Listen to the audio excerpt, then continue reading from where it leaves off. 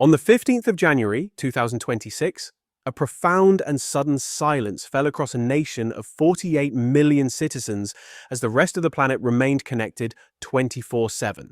Social media platforms like Facebook and communication apps like WhatsApp were rendered inaccessible. The basic ability to share photographs, upload videos, or even make a simple mobile call was abruptly taken away. The underlying reason for this nationwide communications blackout was a pivotal presidential election. Just 2 days after the polls closed, the United Nations issued a powerful statement that sent shockwaves through the global community. The organization declared in no uncertain terms, "This does not constitute a free and fair election. This is a clear case of systematic repression." In what was an unprecedented move in recent memory, the United Nations Office of the High Commissioner for Human Rights issued a direct and unequivocal demand to release Bobi Wine immediately and without any conditions. This action raises critical questions.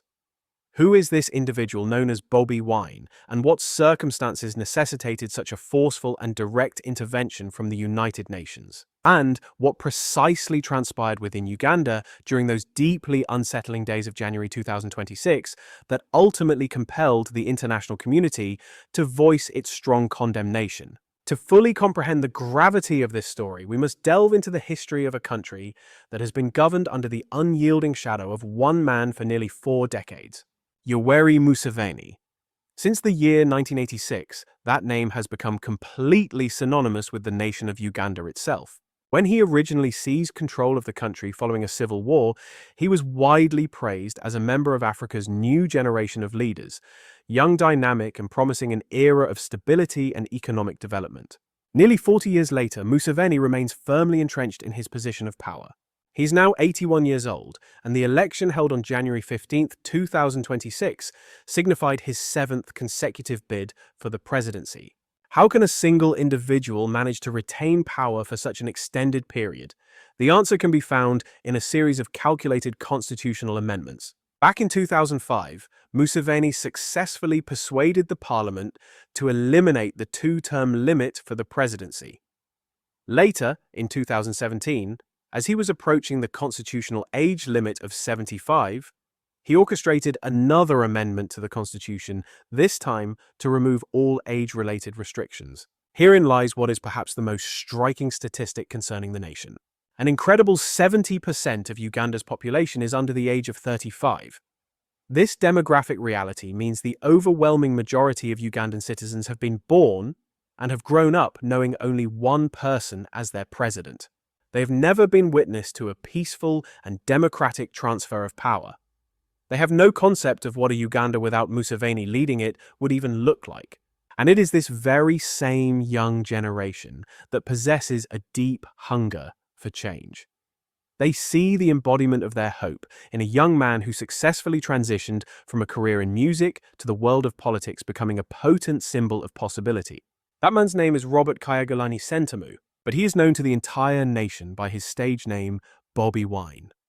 At 43 years of age, Bobi Wine is far from your conventional politician. He was born and spent his formative years in Kamwokya, an impoverished ghetto situated on the outskirts of the capital city Kampala. His music was a powerful reflection of the difficult lives of the poor, the deep-seated social injustices, and the collective dream for a better Uganda. His admirers gave him the title of the Ghetto President, a designation that holds profound meaning in the country. To have come from the ghetto was not merely a statement about one's economic status or poverty. It signified a commitment to representing the forgotten, empowering the voiceless, and speaking for the millions of people living on the fringes of society. To be their president meant providing them with the hope that one of their own could ascend to power and champion their cause. His songs transformed into powerful anthems for a generation that felt completely left behind by a government that had been in control since before they were even born. In the year 2017, Bobi Wine officially embarked on his political career by successfully running for and winning a seat in the nation's parliament. From that platform, he very quickly established himself as the leading voice for Uganda's youth. In 2021, he made his first run for the presidency. Despite officially losing with 35% of the vote compared to Museveni's 58%, he proved to be the most significant political challenge that Museveni had ever encountered. And it is for that precise reason that he became the primary target of a ruthless and widespread campaign of repression.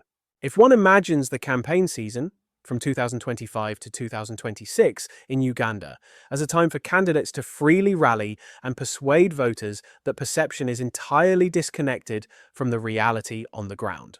On September 3, 2024, while attending a campaign event in Buikwe, Bobi Wine was shot directly in the leg with a tear gas canister fired at extremely close range by government security forces. Graphic images of him collapsing to the ground with blood streaming from his leg rapidly spread across international social media networks. The Ugandan government would later describe the event as nothing more than an unfortunate accident. However, this incident was only the beginning of the violence.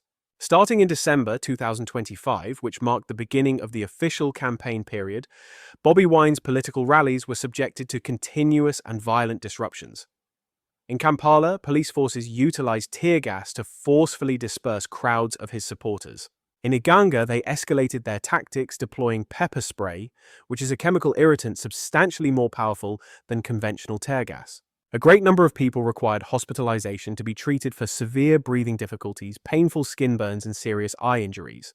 Amnesty International documented scores of similar incidents within a detailed report that was published on the 5th of January 2026. They characterized these actions as a brutal campaign of systematic repression that specifically targeted the political opposition. The organization also gathered testimony from victims of torture. One 23-year-old man gave a harrowing account stating, "They forced me to kneel on the ground and asked, 'Do you still support Bobi Wine?' I told them, 'Yes.' They proceeded to beat me with heavy sticks and electric batons. They then forced me to kneel on sharp rocks under the intense heat of the sun for 6 hours without a break." A minimum of 3 individuals lost their lives in campaign-related violence before the day of the election even arrived. Hundreds of people were arrested. Many simply disappeared for several days before their families could get any information regarding where they were being detained. The threat of violence became so severe that Bobi Wine was compelled to campaign while wearing combat gear, which included a bulletproof vest and a helmet for protection. Everywhere he went, a convoy of at least 40 police and military vehicles followed him, not to provide security, but to constantly monitor, intimidate, and stand ready to forcefully intervene at any given moment. This was no ordinary political campaign. It was an existence defined by perpetual dread.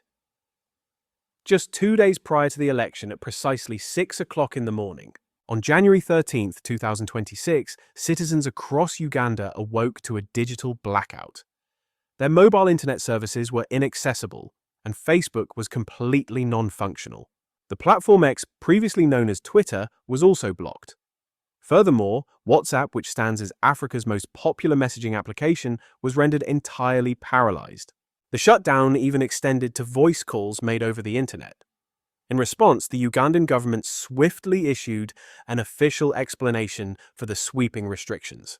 Our official statement read, "We have uncovered conspiracies aiming to leverage social media for the dissemination of misinformation, the instigation of violence, and interference with the electoral process. A temporary restriction on access is therefore a necessary measure to guarantee a free, fair, and secure election." But the populace widely understood the true motive behind the blackout. This was not an unprecedented event. Back in 2021, during the preceding election cycle, Ugandan authorities had implemented a similar internet shutdown that lasted for 5 full days. At that time, the move drew global condemnation, yet no substantial consequences ever materialized. This time, the Musi administration felt confident they could repeat the action without repercussions. So, what are the genuine implications of severing internet connectivity in our contemporary digital age? It means that ordinary citizens are prevented from sharing images or video evidence of events unfolding at polling stations, and independent journalists cannot transmit their real-time news reports. It severely hampers the ability of international election observers to communicate with one another and effectively coordinate their crucial monitoring efforts. Most critically, the opposition is left with no viable means to mobilize its supporters or to respond rapidly to ongoing violations. In this profound information vacuum, anything can transpire without public knowledge. Bobi Wine managed to publish one of his final messages on the platform X just moments before the social media blockade was fully and completely enforced. His post declared, "They have severed our connection to the internet. Their intention is for us to cast our ballots in total darkness. But we will refuse to be silenced. We will fight back using every peaceful means available." As the first light of dawn crested the hills surrounding Kampala on January 15th, 2026, more than 21.6 million registered Ugandan voters prepared to make their way to polling stations. On the streets of the capital, the atmosphere felt unusually and unnervingly quiet. The typical cacophony of honking cars was conspicuously absent, and the usual morning chatter from the cafes where people normally gathered had been completely silenced. The only sounds were the heavy, determined footsteps of people leaving their homes in the early hours and the low, menacing rumble of armored vehicles from security forces patrolling the main roads. In opposition strongholds like Kamwokya, Bobi Wine's native district, extensive queues had already begun forming as early as 5 o'clock in the morning. The citizens waiting in line spoke very little among themselves. They stood in a tense silence, their eyes occasionally darting toward the police vehicles stationed ominously nearby. One woman was heard whispering, "We arrived at this early hour because we are afraid they will attempt to prevent us from voting." In 2021, that is precisely what happened. However, from the very first hours of the day, the entire process began to descend into widespread chaos and confusion. At Naguru Primary School, a major polling center in eastern Kampala serving over 3,000 registered voters, the biometric verification machines simply refused to start up. Election administrators frantically placed calls to report the critical equipment failures, but they were met with only vague and unhelpful responses such as, "We are working on the issue." They were told to please wait. 1 hour turned into 2 and then into 3 hours. Hundreds of people continued to stand and wait under the oppressive scorching heat. Some people had brought along bottles of water, while some of the more elderly voters were forced to sit on the bare ground, overcome by exhaustion. And yet nobody left the line. They understood that leaving would mean forfeiting their chance to participate in the election. Among those waiting was Sarah, a 22-year-old university student studying journalism. She had been there since 6 o'clock in the morning, participating for the first time in her life in a presidential election. She was dressed in her school's purple t-shirt and carried a notebook with plans to document her inaugural voting experience as part of a class project. By noon, she remained standing in the exact same spot as the sun beat down on the crowd, without mercy.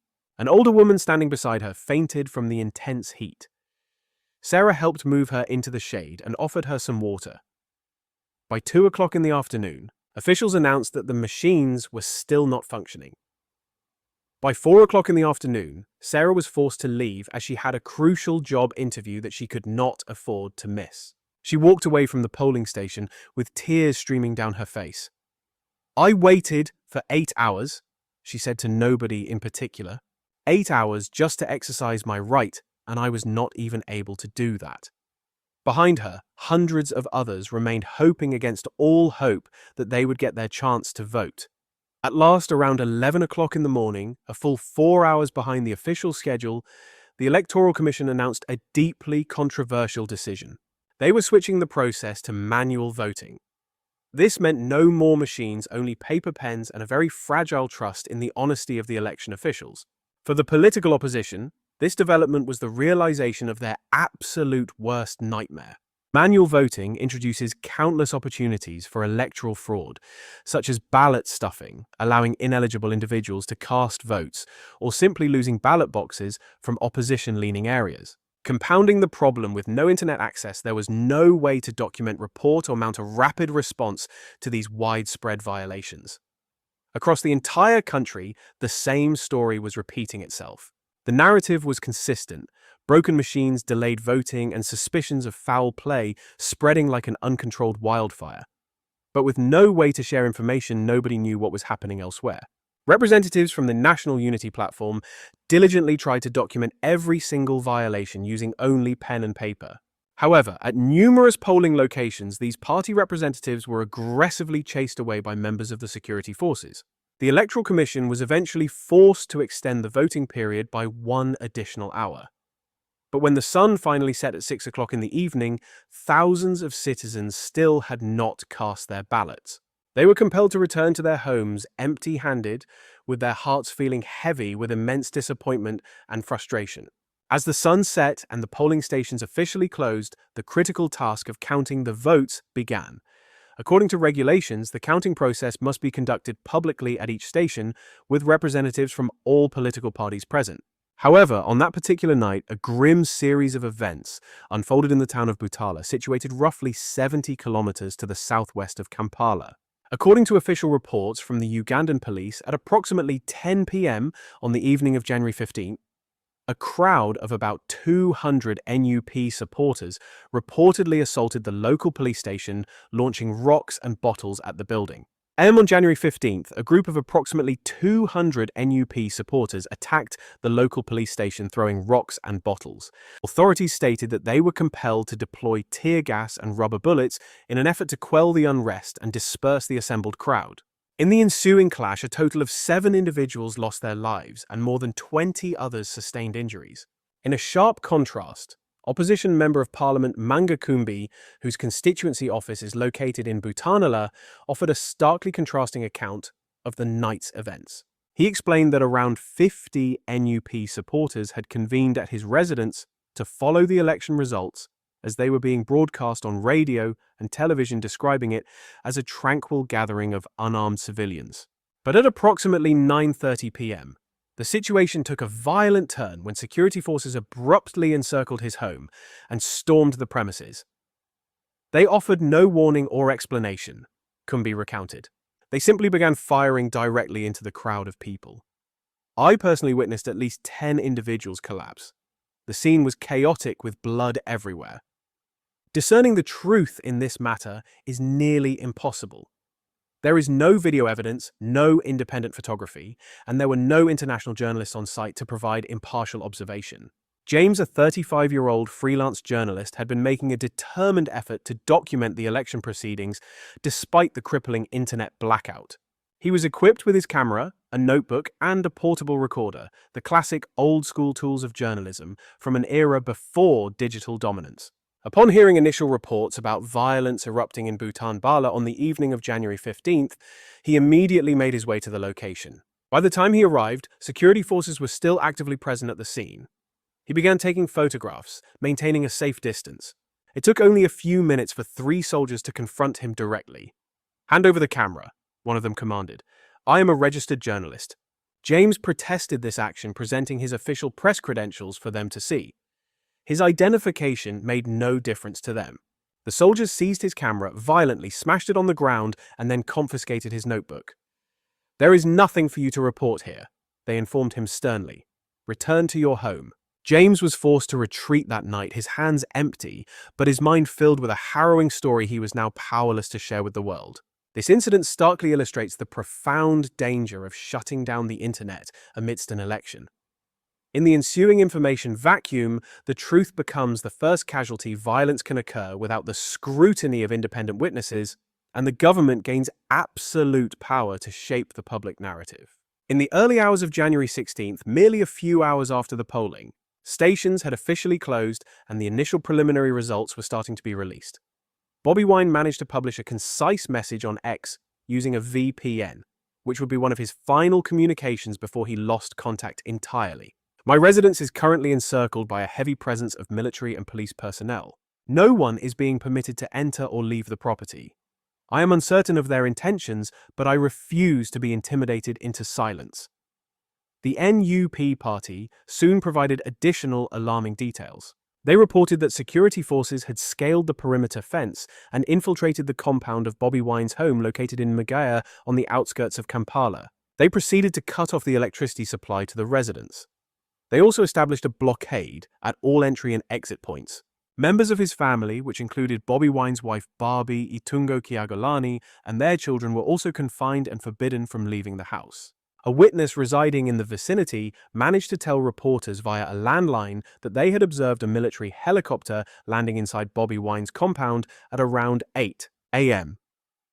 Sometime later, the helicopter took off and departed. This led the NUP party to make a startling declaration. They claimed Bobi Wine had been abducted, spirited away by that very helicopter. The Ugandan military issued a swift and firm denial of these accusations. Military spokesperson Felix Kuligier dismissed the claim as baseless rumors deliberately spread to create widespread public panic. He stated, "Bobi Wine has not been taken into custody. He remains at his home.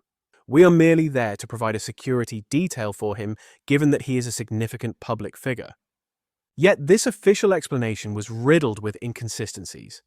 If the measures were for his protection, why was his entire family effectively imprisoned alongside him? Why were their communication lines severed? Why were his lawyers and official party representatives denied access to the property?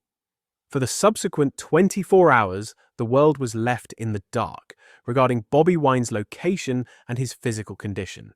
International human rights activists immediately condemned the situation, classifying it as an enforced disappearance which constitutes a severe breach of international human rights law. Then, on the afternoon of January 17th, Bobi Wine made a sudden reappearance on social media, once again utilizing a VPN. He shared a brief video he had filmed with his mobile phone, his face showing clear signs of exhaustion and his voice strained. "I have managed to escape. I cannot disclose the specifics of how as doing so would place the individuals who assisted me in grave danger.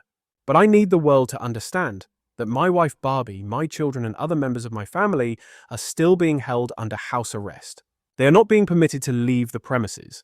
The security forces continue to maintain a tight cordon around the compound." He went on, his voice filled with resolve. "I unequivocally reject the outcome of this election. This was a fraudulent election conducted under the shroud of darkness and characterized by violence and intimidation. Museveni did not win this election. He stole it, and we will not remain silent in the face of such a grave injustice." On that very same day, the Electoral Commission of Uganda formally announced the official election results. Yoweri Museveni was declared the winner with 71.65% of the vote. Bobi Wine was listed as the runner-up with 24.72%, 71.65%, a figure that struck many as implausible, particularly for an election conducted without internet access and marred by widespread technical failures, significant violence, and the systematic repression of the opposition. It was a result that was met with profound skepticism by almost everyone observing from outside Uganda. The global reaction was both immediate and extraordinarily powerful, with the United Nations positioning itself at the very forefront of the international condemnation. Well before a single vote was even cast, the United Nations Office of the High Commissioner for Human Rights had already sounded the alarm, voicing profound apprehension over the developing circumstances within Uganda. In a public declaration released on January 10th, the organization cautioned that the electoral process was unfolding within a climate characterized by extensive suppression and a campaign of fear targeting opposition figures, civil society, and the independent press. The United Nations pointedly highlighted that the Ugandan government was weaponizing its legal system as an instrument to systematically suffocate democratic discourse and participation.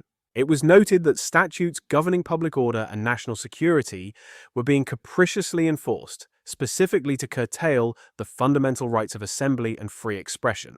Crucially, the United Nations had also issued a preemptive warning concerning the significant danger of a nationwide internet blackout during the election period.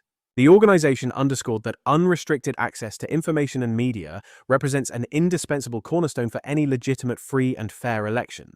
Any limitations imposed on internet connectivity or social media platforms during an electoral period would constitute a grave infringement upon the right to freedom of expression and the fundamental right to information. Consequently, on January 13th, when the Ugandan authorities made the decision to sever mobile internet access across the entire nation, the United Nations reaction was both instantaneous and resolute. The United Nations High Commissioner for Human Rights, Volker Turk, released a powerful public statement regarding the developing situation. This internet blackout in Uganda represents an overt and flagrant violation of the right to freedom of expression and the essential right to access information, he declared. We have unfortunately observed this tactic employed previously in other contexts. However, its recurrence does not diminish its unacceptability. On the contrary, the repetition of this tactic reveals a systemic disdain for the fundamental rights of the citizenry. He went on to say, in the 21st century, shutting down the internet in the middle of a national election is not an indicator of a healthy democracy. It is instead the clear mark of a regime that deeply fears the voices of its own populace. It is the sign of an administration that desperately seeks to conceal the true events from the scrutiny of both its citizens and the wider international community. The United Nations proceeded to detail the tangible and damaging effects that resulted directly from the orchestrated internet blackout. Citizens were rendered unable to share vital information regarding activities at polling stations, while independent electoral monitors were prevented from coordinating their efforts and reporting their findings efficiently. The independent press was effectively paralyzed, rendered incapable of fulfilling its critical watchdog function, while civil society groups found it impossible to mobilize and safeguard the rights of voters. And in a most critical blow, the political opposition was deprived of its primary means to document and respond to instances of electoral fraud and other serious violations. The United Nations concluded that this combination of factors created the fertile ground for electoral misconduct and state repression to flourish with impunity far from public view. However, the United Nations' most potent response was yet to come. It was unleashed after reports began to circulate about the house arrest of Bobi Wine. On January 16th, a mere matter of hours after the NUP party confirmed the detention, the UN High Commissioner for Human Rights released an emergency statement. We are profoundly troubled by the emerging reports. The statement began, indicating that presidential candidate Bobi Wine and his immediate family have been placed under de facto house arrest by Ugandan security personnel. Should these accounts prove to be accurate, this action constitutes an act of arbitrary detention, which is a clear violation of established international human rights law. In a move not seen for many years regarding such a matter, the United Nations then issued a specific, public, and unequivocal demand. We demand that the Ugandan government immediately and unconditionally release Robert Kyagulanyi, also known as Bobi Wine, along with all other individuals who have been arbitrarily detained on political grounds. This was not a softly worded expression of concern, nor was it simply an invitation for further dialogue. This was a direct and unambiguous command: free him and all others immediately. The official communication continued stating, placing a major opposition leader under house arrest in the immediate aftermath of an election, particularly when he is voicing legitimate concerns about the electoral process, delivers a chilling and unmistakable message. It signals that the government will not tolerate dissent, and this is fundamentally incompatible with the actions and principles of a democratic state. The United Nations also insisted Uganda has an obligation to respect the rights to freedom of movement, freedom of expression, and the right of all its citizens to participate in political life. The statement continued, furthermore, there is a critical need for an independent, transparent, and effective investigation into the numerous allegations of violence that occurred in Butambala and other reported locations. The demands included the immediate restoration of complete internet access for the entire population, and a guarantee that all electoral complaints will be processed fairly and transparently by an independent judicial system. Then, on January 18th, following the public announcement of the official results, UN High Commissioner Volker Turk issued a sweeping statement that provided a final assessment of the entire Ugandan electoral process. This declaration stood as one of the most powerfully worded condemnations of a national election issued by the United Nations in recent memory. An election conducted in an information vacuum without internet access, devoid of genuine freedom of expression, and where the opposition is denied the space to operate freely, all while being marred by violence and intimidation that cannot be considered a free and fair election. It is nothing more than a theatrical performance where the final outcome was a foregone conclusion. He continued by asserting that the detention of Bobi Wine, timed precisely after the results were declared, is definitive proof that the Ugandan government is terrified of the voice of its people. They live in fear that if he were free, he would successfully rally millions of Ugandans, particularly the nation's youth, to expose the truth of what truly transpired. It is for this precise reason that they are determined to keep him silenced. The United Nations also delivered a caution to Uganda concerning possible repercussions, stressing that the global community was paying close attention. These flagrant human rights abuses would not be overlooked, and they would carry significant consequences that extend far beyond mere reputational damage. The fallout could seriously affect crucial foreign aid, international investment, and the country's diplomatic relationships with its global partners. This represented an unusually direct warning from the United Nations, a body typically known for its cautious and measured language, indicating the severity of the situation in Uganda had compelled them to abandon standard diplomatic protocols.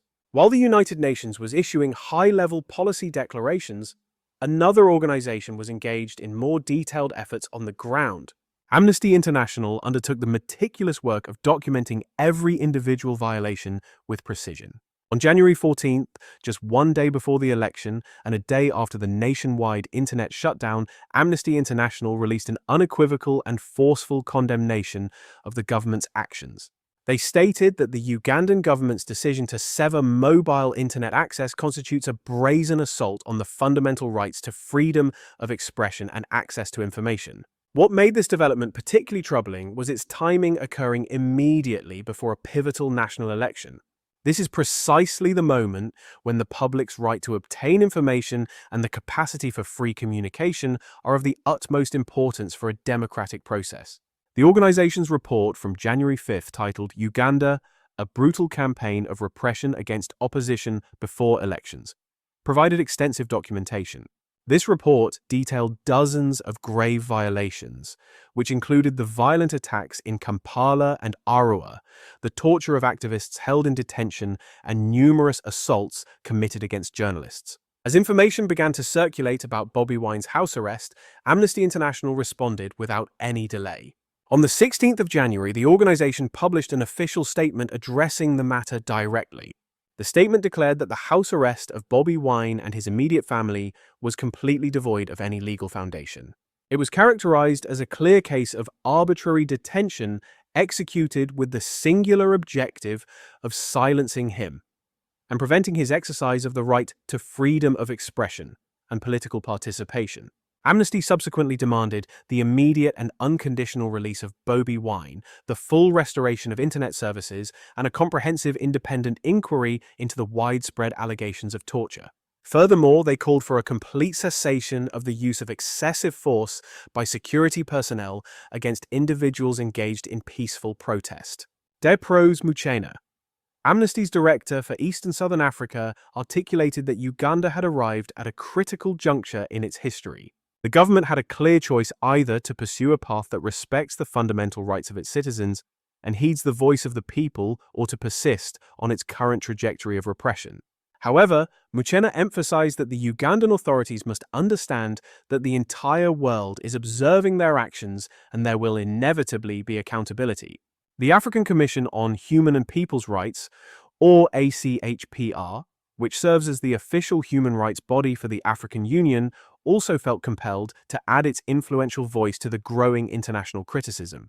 In January of 2026, the ACHPR published a statement conveying its profound concern regarding the deteriorating situation in Uganda, centering its critique on violations of the African Charter on Human and People's Rights, a treaty that Uganda itself had ratified. The Commission addressed the complete internet shutdown with particular force. The ACHPR asserted that this action represented a form of collective censorship that was in blatant violation of Article 9 of the African Charter. It was noted that no provision within the Charter grants a member state the authority to deny internet access to its entire populace, especially not within the context of a national election. The ACHPR also issued a strong condemnation of the attacks targeting the press, specifically highlighting the 32 journalists who were assaulted during the Kayunga by-election. The Commission also pointed to the brutal beating of journalist Kaneri Mugume, the raid conducted on the offices of the Observer newspaper, and the arbitrary cancellation of press accreditations as evidence of a systematic campaign against the media. The Commission urged the Ugandan government to promptly restore full internet access and release all individuals who had been arbitrarily detained. It also called for independent investigations into the numerous reports of violence and torture. The demands included ensuring genuine press freedom and, most significantly, ratifying and implementing the African Charter on Democracy, Elections and Governance, an agreement that Uganda has refused to sign for nearly 2 decades. While the responses from the United Nations Amnesty International and the ACHPR were remarkably consistent and resolute, the reaction from the African Union presented a more ambiguous and contradictory picture. The African Union dispatched a joint election observer mission to Uganda, which was composed of 84 observers originating from 27 different African nations. This significant delegation was led by the distinguished former Nigerian president Goodluck Jonathan. On January 17th, this observer mission made public its preliminary statement of findings. The mission reported that they had found no specific evidence of ballot stuffing or other forms of direct fraud at the polling stations they personally monitored. They further noted that the election day itself was largely peaceful, with only a few reported incidents of violence. However, this was immediately followed by some very sharp criticism. The statement continued, "However, we must issue a strong condemnation regarding reports of intimidation arrests and kidnappings that targeted opposition candidates and their supporters throughout the pre-election period. These reported actions instilled a climate of fear across the country, which seriously undermined public trust in the integrity of the electoral process as a whole." Addressing the internet blackout directly, the Observer Mission's statement was unequivocal. The restriction of internet and social media access severely hampered our capacity to observe the process in an effective and comprehensive manner. The mission added that this blackout also significantly heightened public suspicion concerning the overall transparency of the electoral proceedings. We therefore call upon the Ugandan government to immediately restore unrestricted internet access for all. This was a carefully calibrated statement, one that acknowledged the absence of direct fraud witnessed by the observers, while simultaneously highlighting that the broader context of the election was fundamentally compromised.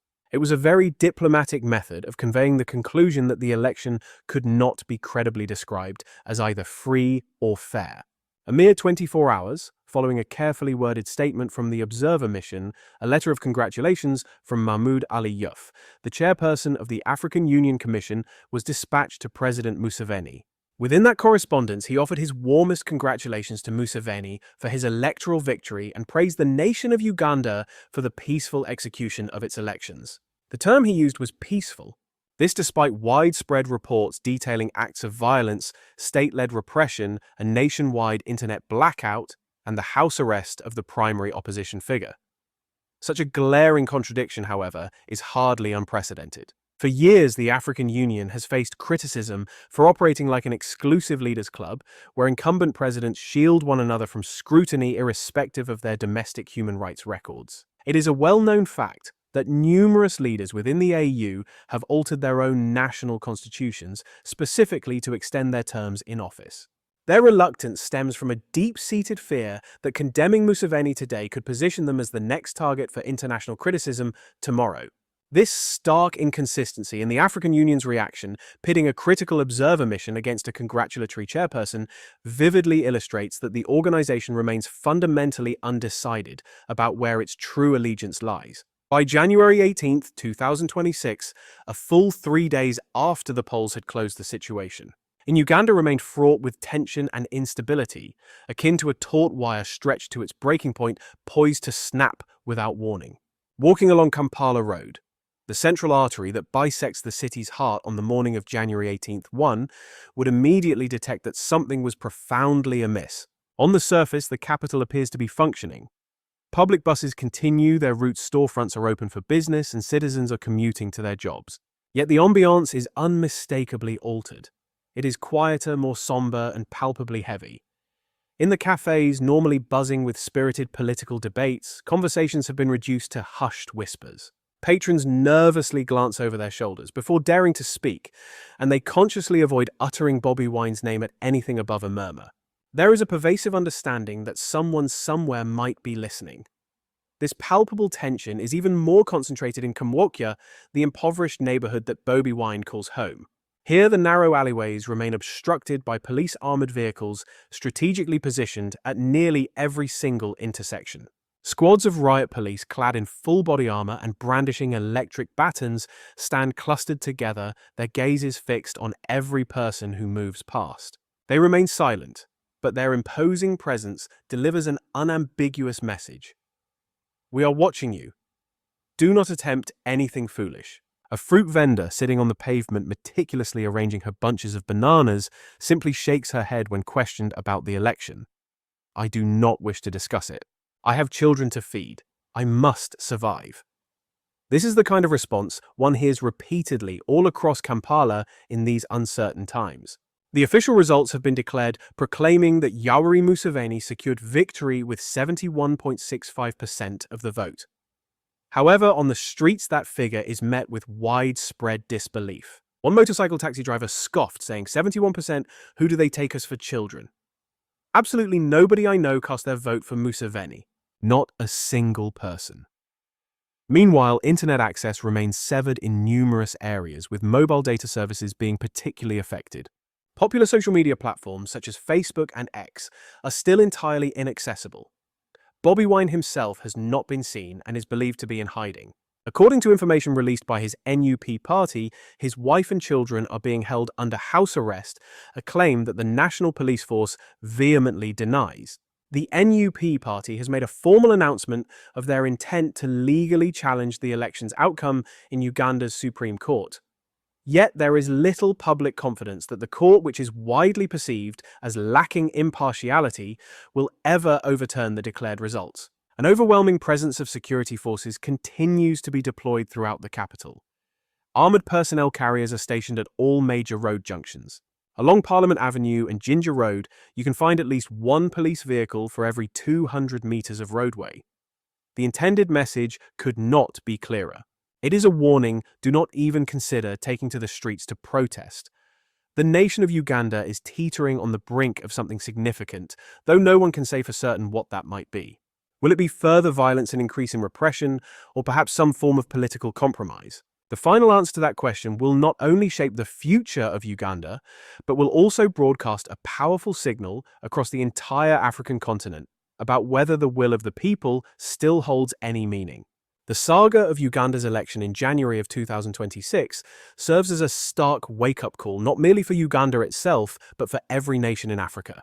It demonstrates conclusively that in the 21st century, severing internet connectivity can transform a democratic election into a clandestine performance, staged in darkness, where the truth is obscured and electoral fraud can proceed completely unchallenged. Furthermore, it reveals that systematic repression, encompassing beatings, arbitrary arrests, and constant threats, remains the primary instrument utilized by authoritarian regimes to cling to power. However, this narrative also illuminates another crucial element: the incredible resilience of Africa's younger generation. Bobi Wine, even after enduring beatings, surviving being shot at, and being subjected to house arrest, has refused to be silenced. Similarly, millions of young Ugandans, in the face of persistent threats and palpable fear, are continuing their struggle for a more promising future. This situation has also shown that the international community is now speaking out with a vigor and forcefulness that has rarely been seen before. The United Nations' demand for Bobi Wine's immediate release is not directed solely at Uganda. It is a clear message intended for all authoritarian regimes across the African continent. The message is that the world is now paying close attention. Uganda does not stand alone. In 2026 and 2027, hundreds of millions of Africans are scheduled to cast their ballots in elections spanning the continent. These citizens rightfully deserve to participate in elections that are conducted freely, fairly, and with complete transparency. They deserve the right to vote without the imposition of internet blackouts, without the shadow of repression, and without being paralyzed by fear. Yet something transpired during those 72 hours that the government could not suppress. The global community was watching intently. The United Nations went beyond merely expressing its concern. They issued a firm demand for Bobi Wine's freedom. Amnesty International meticulously documented every single violation. The African Commission on Human and People's Rights officially condemned the internet shutdown. And for what felt like the first time, Uganda's young generation, which constitutes 70% of the nation's population, realized that their arduous struggle had significance far beyond their own national borders. The announcement of the 2026 election results did not mark an end, but rather ignited a new phase in the nation's political saga, with reports suggesting that Bobi Wine has gone into hiding. While internet services may remain severed, the fundamental question persists: will the people of Uganda ever achieve true freedom? The resolution to this uncertainty hinges on the international community's sustained attention. As of the 18th of January, 2026, the determined and ongoing struggle for democratic principles continues unabated.